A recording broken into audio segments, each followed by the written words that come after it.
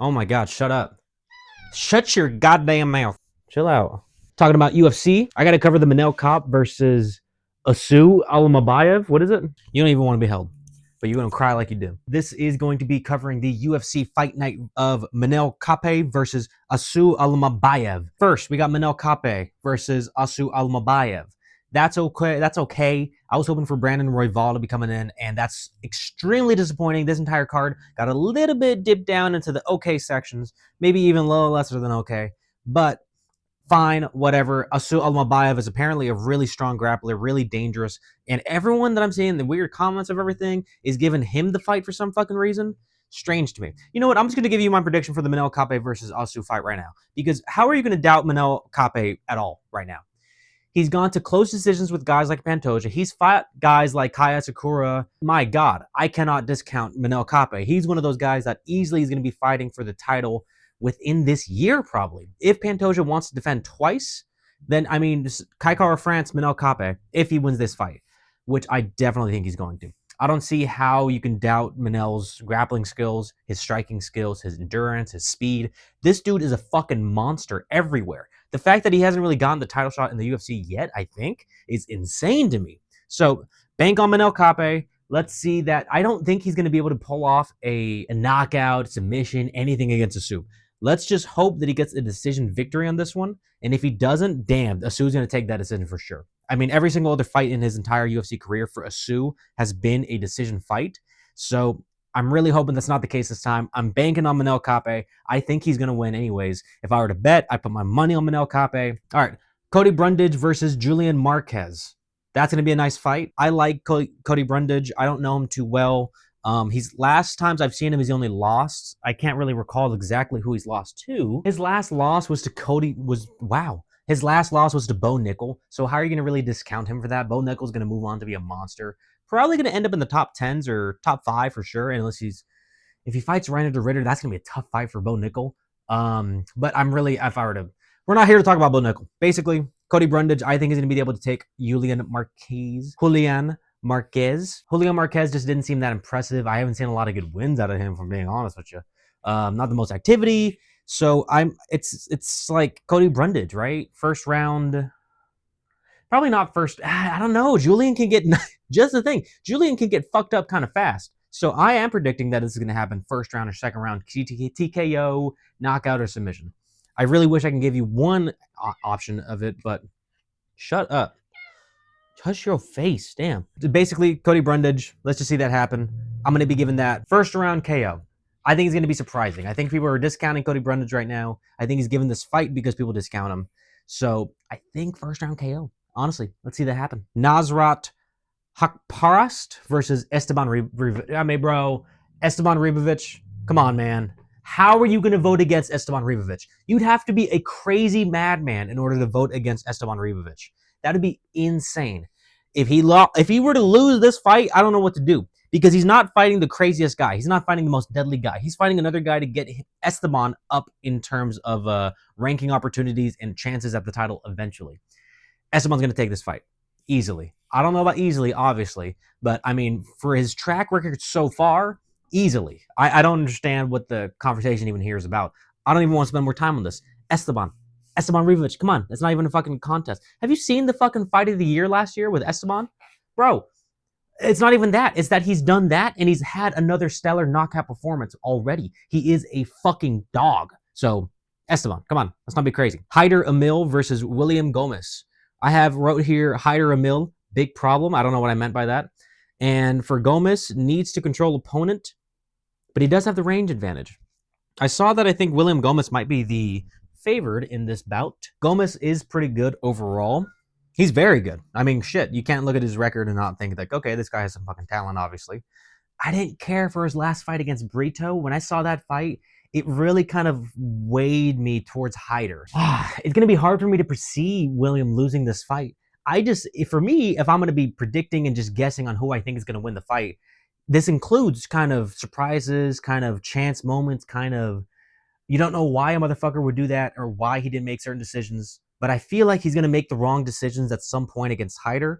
And Hyder's going to be able to just do what he needs to do. He's going to be able to get there quicker and get out of there faster. I don't know if those sentences make sense. Either way, Hyder should be able to be the faster guy on the feet. He's going to have to contest with the range, but I think he finds a good way of stepping in and getting in that action fucking well. You know, like Gomes is going to have to create better space and manage him a little harder. And I think he's just going to have a harder time doing that to Hyder. So Hyder's going to be able to drag it out a little bit, take it to probably a decision victory for himself. It won't be the most.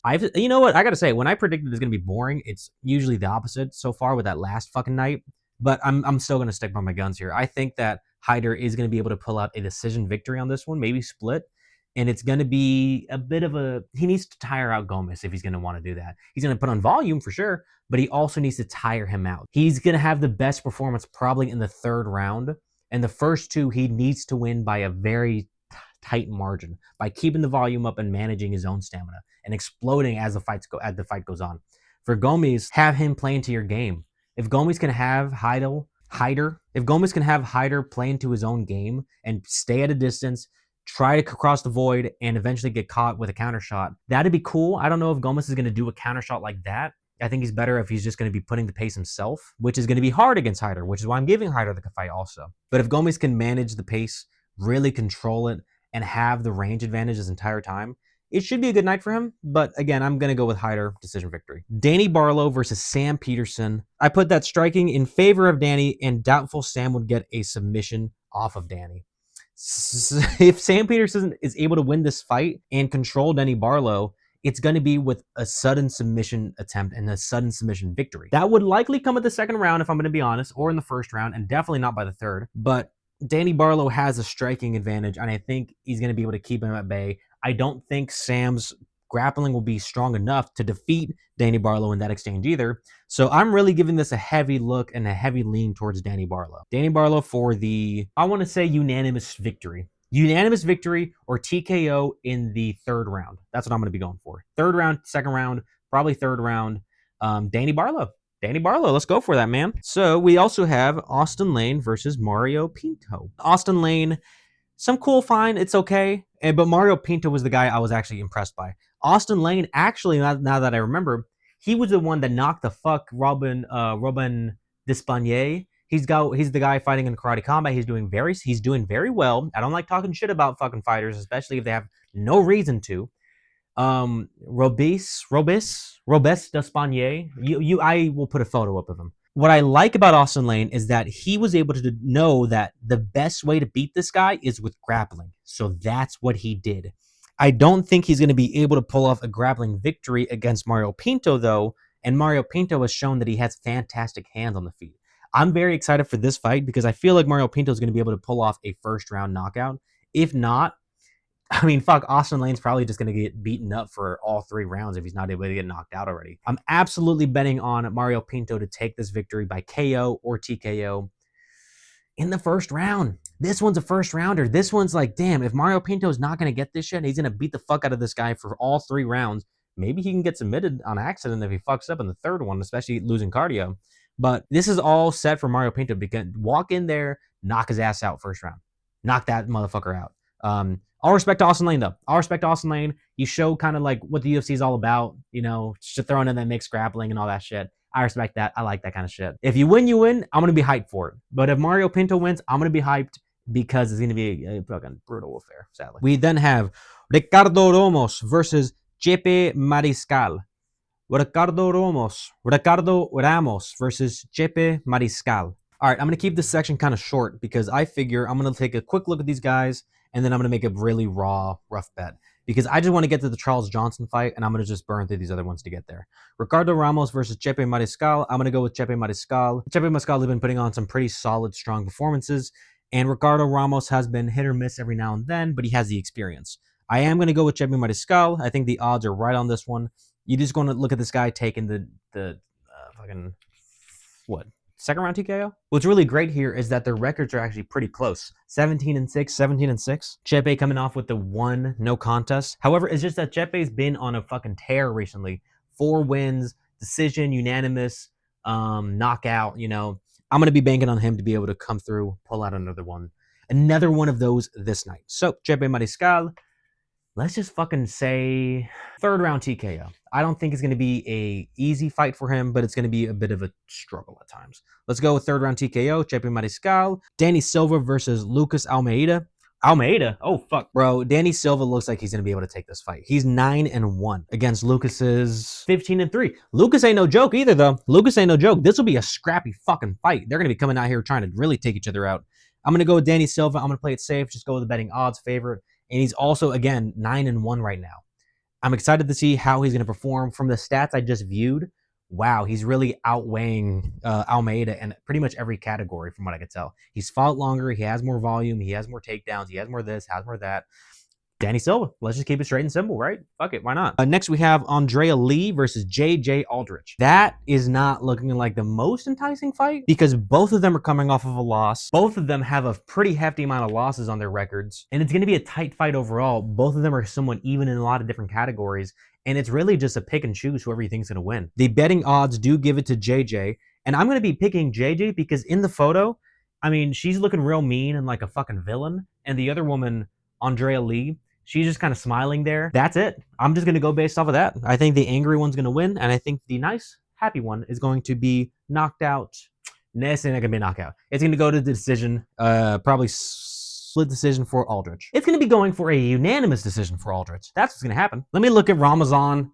God damn it. A fight that I'm going to be so sad that I'm going to have to miss because, again, I worked that day, so these happen early. If they have it later, god damn it. But whatever. Charles Johnson versus Ramazanbek Temidov. Easy decision for me. Bro, I have been high on Charles Johnson ever since I saw him and Joshua Van fight. The Charles Johnson versus Joshua Van fight is one of my favorite fights ever. I can't even tell you why. It was just such an impressive display of striking from both of those guys. So much heart and fucking determination in Joshua Van, and for Charles Johnson to fucking shut all of that shit down with dominance in the fucking feed. Damn, man, Charles Johnson's mean. Charles Johnson does not play around, man. The thing that sucks, though, is he's going to fight against a guy who seems like a bit of a monster. I look at that fucking photo of him. Holy shit, that's one of the most cut guys I've ever seen in my fucking life. 5'9 versus 5'4. A 70-inch reach versus a 63-inch reach. 40-inch legs versus 36. Fucking Ramazanbek has a record of 18-3. 18-3. This is probably going to be the biggest fight, the hardest fight that Charles Johnson's going to face yet. I'm going to be picking him to win. I'm going to be, I do believe that, I mean, shit, man, I'm not going to just doubt Charles Johnson now. You wouldn't be a crazy guy to bet good money on Ramazan because the dude looks deadly. I don't think Charles Johnson's going to be able to knock this guy out, and if he does, we have a problem. Charles Johnson is a problem for this fucking division if he's able to take out Ramazan like that. If he's able to pull it off in a really impressive way, he's already ranked. So the people above him are going to have to fucking take notice. Charles Johnson's going to win this one. I'm going to be giving it third round TKO. And if not, unanimous decision. I think if he is able to, if he wins, it's going to be dominant. And I fucking cannot wait to see that one in the playback. All right. That's all I got to say about that. That is UFC's Manel Kape versus Asu Almabayev. Again, Manel Kape, Cody Brundage, Esteban Ribovic, Hyder Emil, Danny Barlows, Mario Pinto, Chepe Mariscal, Danny Silva, JJ Aldrich, and Charles Johnson are all going to definitely be coming out with a victory. It's definitely not even going to be a question. It's not going to be, I'm not going to have any of them wrong. I'm going to have all of them perfect. So, yes. Yeah.